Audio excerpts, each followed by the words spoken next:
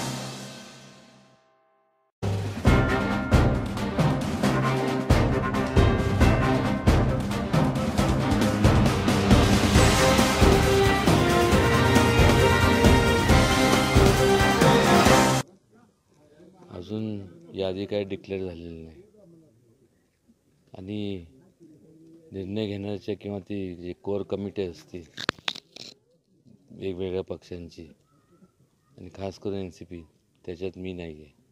त्यामुळं जे लोक त्या कमिटीमध्ये आहेत त्यांना विचारलं तर ते फार उचित ठरेल। मला काय वाटतं शरद पवार निवडणूक लढवतील? मला वाटतं म्हणण्यापेक्षा मला माझ्याबद्दल मी बोलू शकतो, दुसऱ्याबद्दल मी कसं सांगणार? साहेब, कराड पाटणमध्ये मतदार आपल्या कामाबद्दल नाराजी व्यक्त करतात, त्याबद्दल काय सांगाल?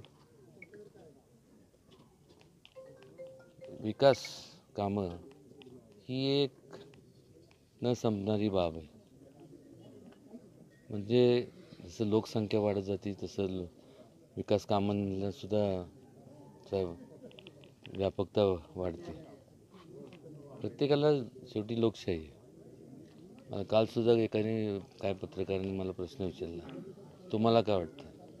की माझ्यापर्यंत जेवढं करायचं तेवढं मी करतो। शेवटी लोक मतदार आहेत, त्यांना काय करायचं त्यांनी ते ठरवतील।